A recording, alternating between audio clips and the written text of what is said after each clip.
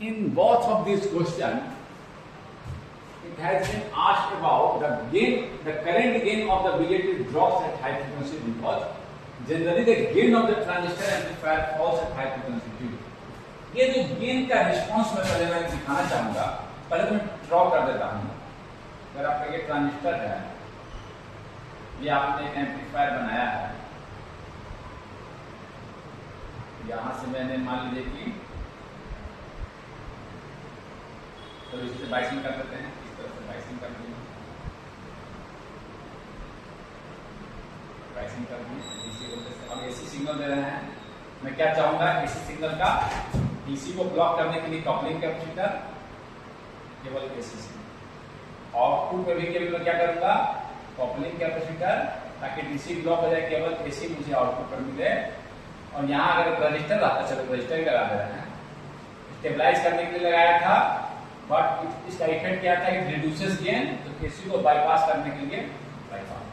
ये कैपेसिटर्स जो होते हैं बाईपास और कपलिंग कैपेसिटर, क्या यह आप एज्यूम कर सकते हैं कि किसी भी, मैं मान ले रहा हूं कि ये शॉर्ट हो रहा है, but it has some minimum frequency where it start behaving as a short circuit, significantly it behaves like a short circuit, significantly ये बिहेव करने लगे। क्योंकि एक्सी क्या होता है, 1/j ओमेगा सी, उस फ्रीक्वेंसी अगर बढ़ाएंगे तभी तो शॉर्ट की तरह काम करने लगेगा। कुछ मिनिमम फ्रीक्वेंसी चाहिए जब सिग्निफिकेंटली शॉर्ट करने लगे। समझ गए बात को? हम वो फ्रीक्वेंसी को हम एक बार डिस्कशन में बताए देते हैं कि हम एक कटऑफ फ्रीक्वेंसी लिखते हैं 1/2 पाई आर इक्विवेलेंट, और वो सी जिसके लिए निकालते हैं, ठीक है, इस सी के लिए निकालता है। तो ये आपका जो होता है कपलिंग से कैपेसिटर, वो लोअर कटऑफ फ्रीक्वेंसी, इस तरह से फ्रीक्वेंसी रिस्पांस देख रहे हैं। हम जब शॉर्ट मान लेते हैं तो हम ये मान लेते हैं कि आपका गेन इंडिपेंडेंट ऑफ फ्रीक्वेंसी होगा, फ्रीक्वेंसी से खींच रहा हूं, ये आपका कैपेसिटर शॉर्ट हो गया, यहां से मान लीजिए कैपेसिटर बिल्कुल शॉर्ट हो गया इस फ्रीक्वेंसी पर, इसको बोलते हैं एक कट ऑफ लोअर, एक लोअर बोलते हैं, एक लोअर। और अब देखिए by transistor has some internal capacitance as well, जो कि काफी लो है, कम वैल्यू का है। इस तरह के कैपेसिटेंस जो हम लगाए नहीं, but they are inherent in the circuit, is called stray capacitance और parasitic capacitance. So at high frequency, ये बहुत छोटा था, बहुत स्मॉल वैल्यू का था, चलो डॉट डॉट करके लिखा था, बट इसका इफेक्ट नहीं था, तो काफी छोटा था। सी इज वेरी स्मॉल, सी यहाँ सी इज वेरी स्मॉल। अब एट वेरी हाई फ्रीक्वेंसी, जब ये बहुत बढ़ा दिए तब इसका इफेक्ट आ जाएगा, घटाने लगेगा, फ्रीक्वेंसी बहुत ज्यादा कर दी तब जाकर ये gain eight high frequency gain decreases.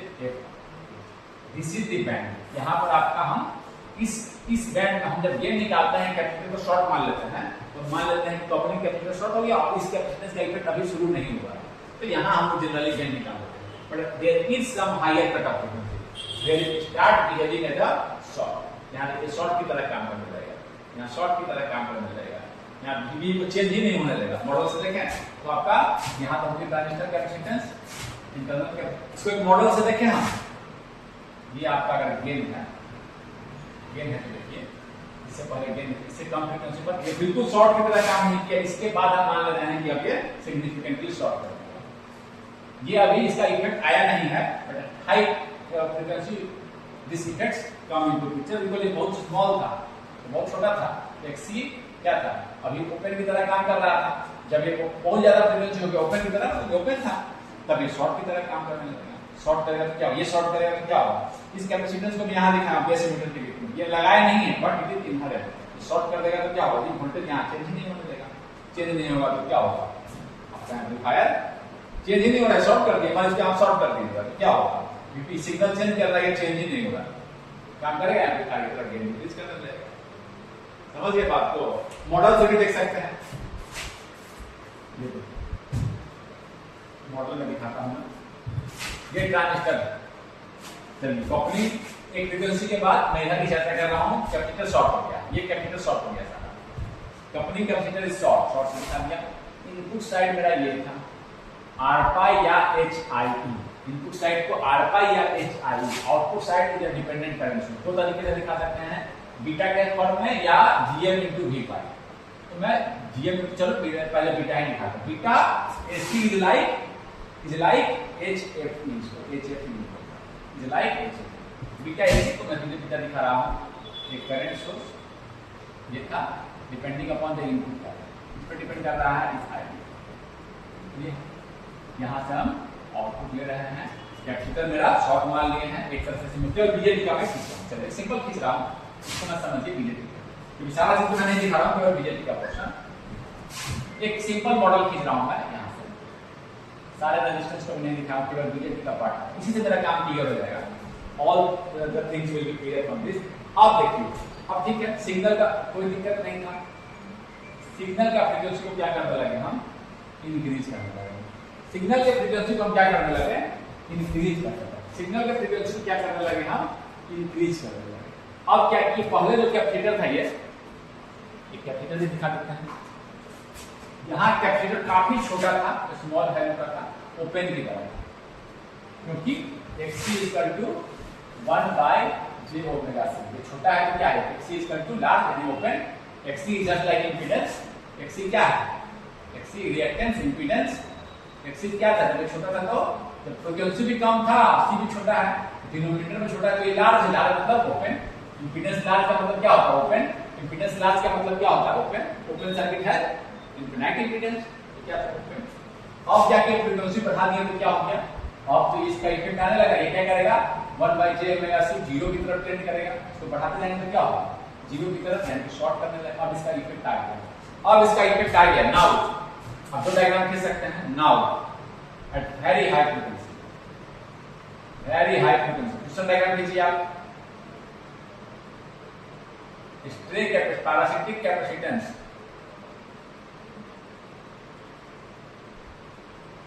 Behaves as a, ये अब ये क्या कर दिया, कोई करंट इधर जाएगा जी, IB 0, IB 0, ये 0,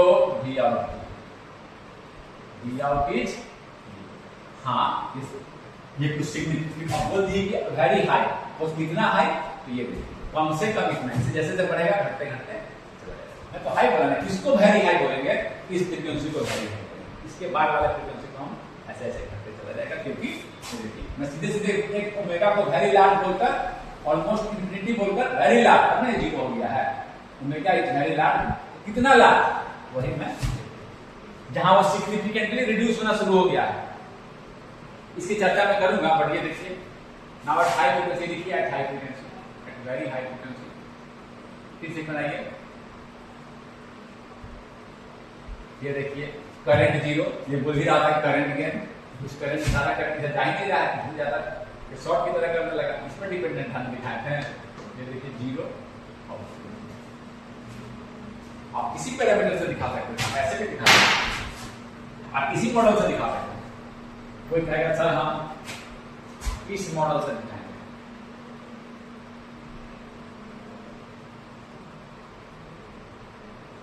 R पाई VB, सारा बटन नहीं लगा दिया बेस मीटर पर, V पाई सब रिलेटेड है।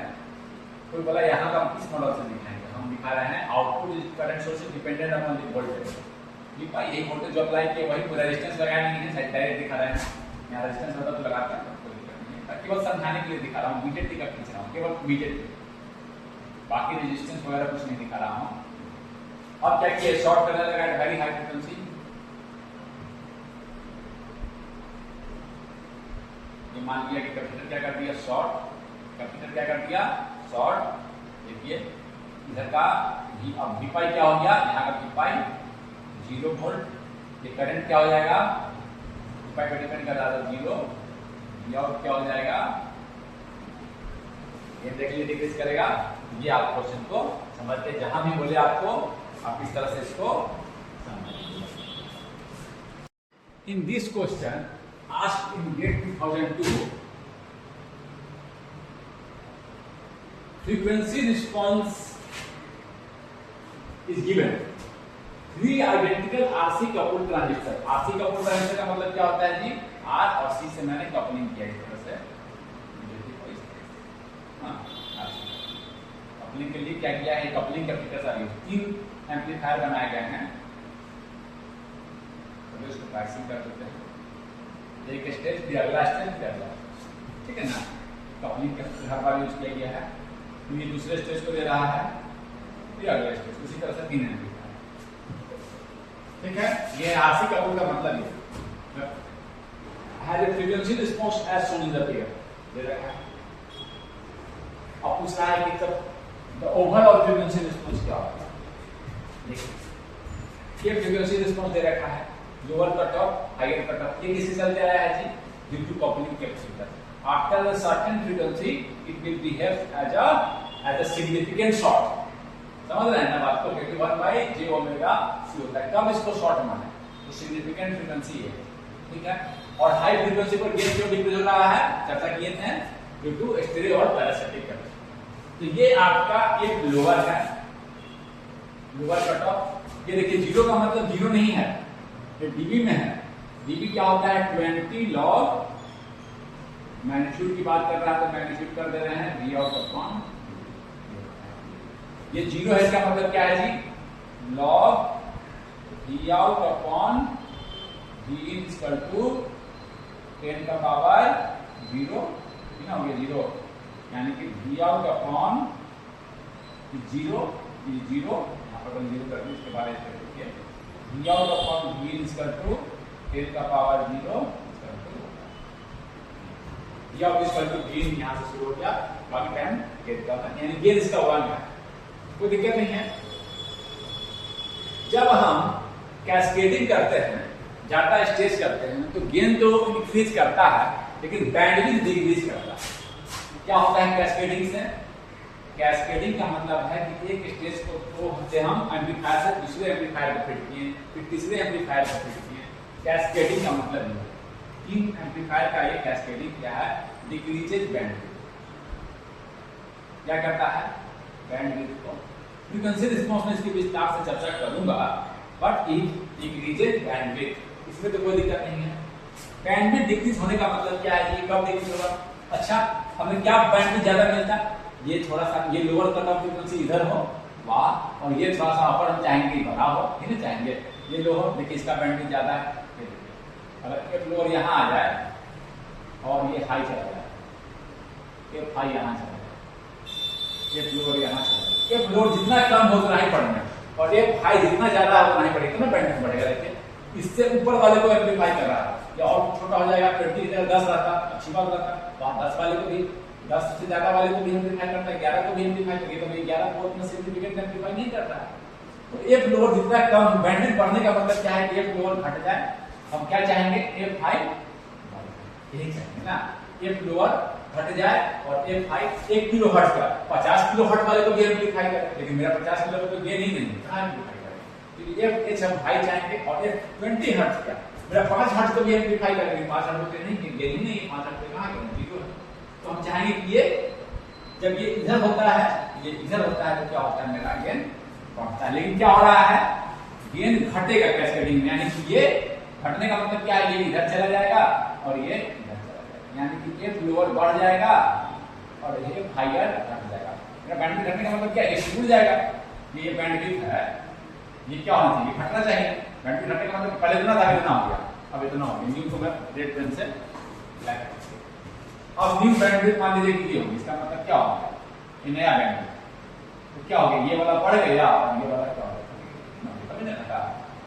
हम चाहेंगे क्या, ये वाला घटे, लोअर घटे और हायर बढ़े, तो कहां ऐसा दिखा रहा है, यहाँ तो 20 दिखा रहा है, नहीं, ये मेरा क्या होना चाहिए था, बढ़ना चाहिए था, बढ़ाया नहीं, ये तो दोनों, ये सॉरी, हाँ ये तो 1 और 20 है, तो गलत ही नहीं है, ये तो घटेगा ना जी, 20 से बैंडविड्थ घटेगा, यानी कि लोअर वाला और बढ़ जाएगा, अपर वाला और यहाँ देखा 40 दिखा रहा है, ये तो ठीक है, ये वाला बढ़ गया, अपर वाला देखें, अपर वाला को घटाइए तो ठीक लग रहा है, आगे देख सकते हैं, लोअर वाले को बढ़ाया ठीक है 40, अपर वाले को नहीं घटाया, 1 का बंडल है, लोअर वाले को घटाया है, घटा दिया, जबकि ये क्या होना चाहिए, बढ़ना चाहिए। 20 है, कितना तेरा घटा, 40 हर्ट्ज, 40 है,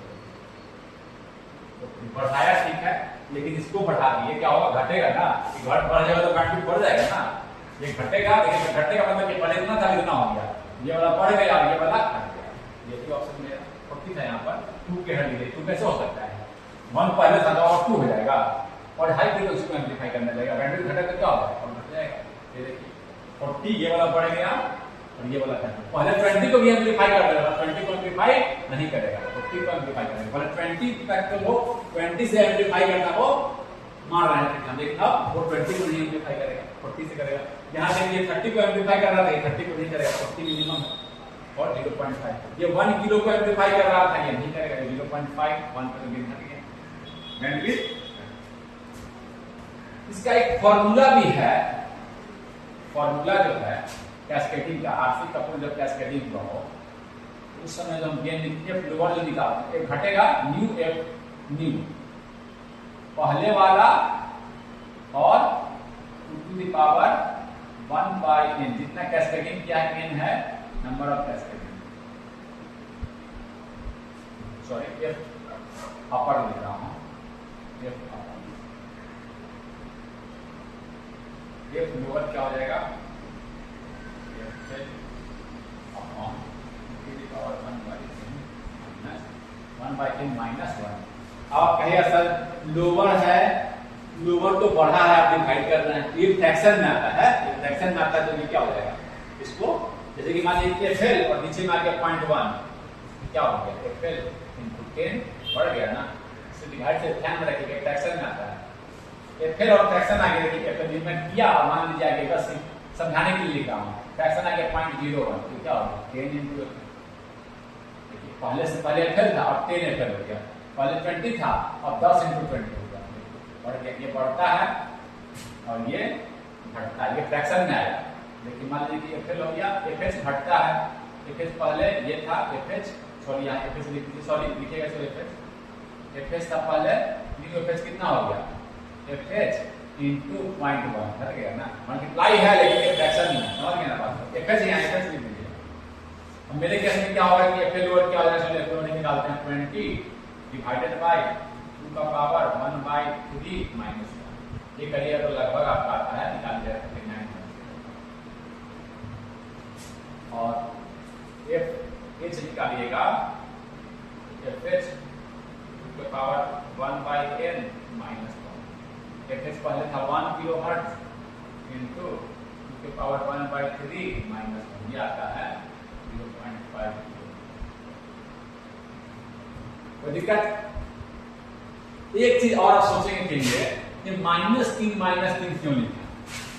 -3 लोअर और अपर कट ऑफ फ्रीक्वेंसी को -3 dB फ्रीक्वेंसी भी बोलते हैं। -3 dB जो पहले था उससे -3 कम, जितना dB पहले था, पहले 0 था तो उससे 3 कम, पहले 20 रहता है गेन, यहाँ पर 20 रहता है 20 dB तो उससे 3 कम, यहाँ पर कितना रहता है? कट ऑफ फ्रीक्वेंसी के साथ। ऐसा क्यों होता है? इसका थोड़ा हम चर्चा करेंगे। Why lower and cut off upper cut of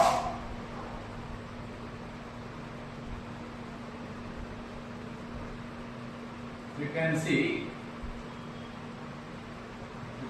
are called, इस पर थोड़ा डिस्कशन मैं करना चाहूंगा, -3 dB। ऐसा क्यों बोलूं? ऐसा हाँ, तो अब हम इस क्वेश्चन को ढूंढने के लिए हम एक सिंपल आरसी सर्किट लेते हैं। पहले हम यहां से डिस्कस करेंगे। ये मेरा एक सिंपल आरसी सर्किट है, यहां बीम दिया, जैसे जैसे फ्रीक्वेंसी बढ़ाऊंगा कैपेसिटर शॉर्ट की तरह काम करने लगेगा, कैपेसिटर पर फ्रीक्वेंसी बढ़ाऊंगा तो कैपेसिटर शॉर्ट की तरह काम करने लगेगा, मैं काम करेगा, कैपेसिटर क्या करेगा? डीसी को ओपन और हाई फ्रीक्वेंसी को शॉर्ट। मैं इसका गेन लिख रहा हूं। अगर कैपेसिटर वी आउट यूज करते क्या लिख सकता हूं? V in upon R plus, इसके रिएक्टेंस को लिख दूं, XC को लिख दूं 1/j ओमेगा C, इसको ऐसे लिख सकते हैं 1/SC। S क्या है? j ओमेगा, इसको लैप्लास से बोलते हैं j ओमेगा S, तो मैंने लिख दिया 1/S, ऐसे ना, j ओमेगा को लिख दिया S into current into resistance, ऊपर में चला जाएगा आपका SC upon R SRC plus into 1/S, V out upon S cut जाएगा 1 upon S R C plus तो पहले लिख लीजिए।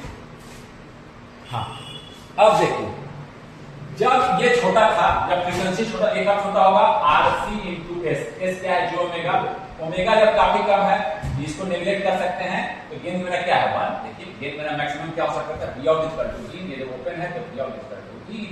देखिए व्हेन, लिखिए दो केस लिखिए, व्हेन एस आर सी, चलो मैग्नीट्यूड की मैं बात कर रहा हूं, बट हाँ ये जो omega is very very less than 1, कब होगा, व्हेन कब होगा ये, when omega is very very, या frequency is very very less than, very very less, very less, very less, तभी ना होगा। एस क्या होता है, जे ओमेगा सी। मैं मैग्नीट्यूड की बात कर रहा हूं, मैग्नीट्यूड की बात कर रहा हूं, मैं मैग्नीट्यूड कर रहा हूं, समझ के बात कर रहा हूं। तो क्या होगा, V out is equal to V out by V in, ये छोटा है इसको नेगलेक्ट कर दें, 1 बाय जब फ्रीक्वेंसी काफी कम था तो गेन मुझे मिल रहा था 1, मैक्सिमम यही मिल सकता था। जब फ्रीक्वेंसी काफी कम था तो गेन मुझे मिल रहा था मैक्सिमम, गेन मुझे मिल रहा था मैक्सिमम, ये देखिए गेन मिल रहा था मुझे मैक्सिमम, ठीक है 1। अब जब फ्रीक्वेंसी बढ़ा दिया, अब जब फ्रीक्वेंसी बढ़ा दिया, -3 dB क्यों बोलते हैं, इस पर मैं चर्चा करता हूं। अब frequency frequency is very large, is very large. अब जब मैं फ्रीक्वेंसी को बढ़ाते जा रहा हूं तो गेन क्या होगा, गेन के एक्सप्रेशन को देखिए, 1 बाई एक्स आर सी, जैसे जैसे फ्रीक्वेंसी बढ़ाऊंगा डिनोमिनेटर बढ़ेगा, गेन घटेगा। जब ये बहुत छोटा है तो गेन मेरा कांस्टेंट है। देखिए अब मैं बहुत बढ़ा दिया फ्रीक्वेंसी, पर कितना बढ़ाया, जबकि ये वाला पार्ट इससे बड़ा हो गया, ये वाला पार्ट क्या हो गया, इससे 1 से बड़ा हो गया, ये वाला पार्ट इससे 1 से बड़ा हो गया। इस फ्रीक्वेंसी पर होना शुरू हो गया, बड़ा या इक्वल कर देता हूं, इस फ्रीक्वेंसी चलो बड़ा हो गया, ठीक है ना, इक्वल का होगा, पहले इक्वल देख लेते हैं।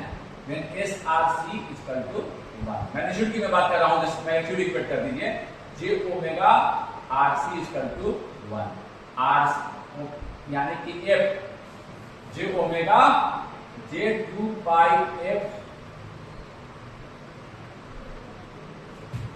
2 पाई, मैग्नीट्यूड की मैं बात कर रहा हूं, मैग्नीट्यूड लगा दो, मैग्नीट्यूड की मैं बात कर रहा हूं, S R C equal to 1, magnitude की मैं बात कर रहा हूं, आर सी इक्वल टू 1, यानी कि एफ इक्वल टू 1 बाई, इसी को बोलते हैं कट ऑफ फ्रीक्वेंसी। इस फ्रीक्वेंसी पर मैं यह कहना चाह रहा था कि जब, देखिए अब समझिए, जब ये वाला इससे बड़ा हो गया तो इसका ये सिग्निफिकेंट हो गया, जब छोटा था तो उसको मैंने नेगलेक्ट कर दिया था, जब ये सिग्निफिकेंट हो गया तो क्या हो गया, 1 बाई एस आर सी क्या कर रहा है, घटा रहा है। जब इससे बड़ा हो गया, इससे छोटा था तो छोटा था, इसका इफेक्ट था, ये इसको कांस्टेंट था, अब क्या कर रहा है, घटा रहा है।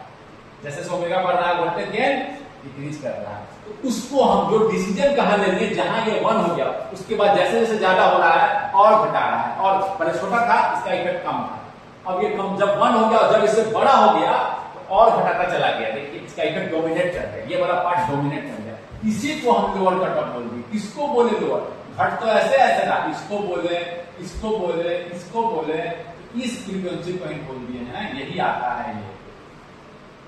ये अपर जो है 2 पाई आर इंटू सी, कौन सा, स्टेरिक कैपेसिटेंस मेरा यहाँ पर है, बीजेटी में स्टेरिक कैपेसिटेंस, यही है वो cut off, 1 by 2 pi R. इसको पोल भी बोलते हैं, डिनोमिनेटर को जब जीरो करते हैं तो पोल भी बोलते हैं।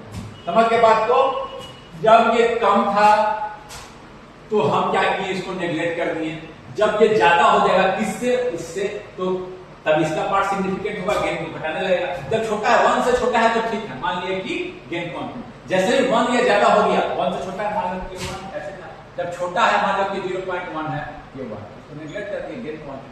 अब जैसे ही ये 1 से बढ़ने लगा, 1.2, 1.3, गेन क्या हो रहा है, सिग्निफिकेंटली डिक्रीज कर रहा है। सिग्निफिकेंट छोटा था तो कोई दिक्कत नहीं था, लगभग उसको नेगलेक्ट कर, गेन कांस्टेंट था। जैसे जैसे 1.1, 1.2, 1. तो कितना पे हम डिसीजन ले लिए हैं? जब ये 1 के बराबर हो जाए, उसी को हम बोल दिए, जब ये 1 के बराबर हो गया, इसी को बोल दिए हम अपर कट ऑफ फ्रीक्वेंसी। ये तब या इसी को बोलते हैं क्वाड्रेटिक पोल। डिनोमिनेटर को जब 0 करते हैं, तो 0 कर दिए, SRC को 1 कर दिया, यानी कि हम SRC प्लस 1 को 0 कर दिए, इन्हें कर दिए, उधर गया तो -1, मैं मॉड देख रहा हूं। कब SRC जब ज्यादा हो जाएगा 1 से, गेन विल सिग्निफिकेंटली डिक्रीज।